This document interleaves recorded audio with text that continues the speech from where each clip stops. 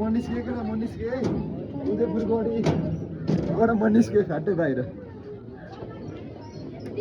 अब यता म सबैलाई नमस्कार। आज म उदयपुर गढी गाउँपालिका 6 को उदयपुर गढी भन्ने ठाउँमा आएको छु जहाँ चाहिँ सेनाले युद्ध लडेको थियो। अब यहाँ चाहिँ के छ आउनुहोस् मुख्य ठाउँहरू। तोप छ तोप अनि भर्खरै पड्किन पनि सक्छ है तोप। अर्को यहाँ 2टा तोप छ अनि त्यसपछि यहाँ छ झन्डा। यहाँबाट देखिन्छ यहीँ छ हिमाल देखाउँछ यहाँ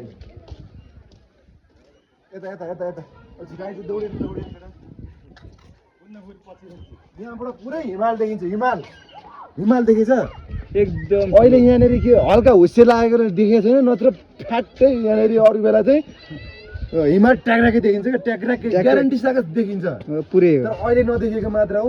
यदि तपाईँलाई उदयपुर गढी घुम्न मन छ भने भर्खरै आइहाल्नु ल। आउला जस्तो भएको छ भने फ्याटै आइहाल्नु होला किनकि एकदमै रमाइलो छ।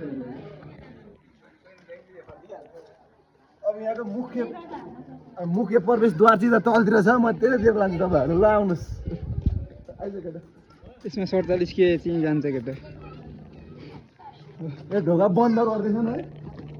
ए पक्कै मनिस्के है उदयपुर गढीबाट मनिस्के खाटे बाहिर।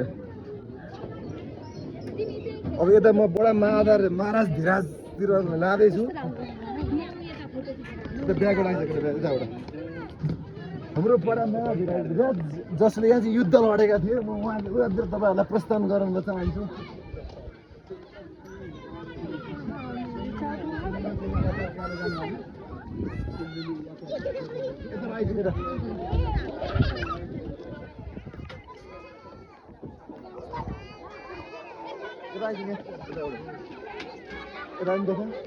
उहाँ हुनुहुन्छ यता नजिकै नि त यता यहाँ उहाँ हुनुहुन्छ सेन वंशी राजा श्री उदयचन्द्र सेन। यता विभिन्न खेल्ने ठाउँ केटाकेटीको खेल्ने ठाउँ पनि छ। साथमा भ्यू टावर होइन।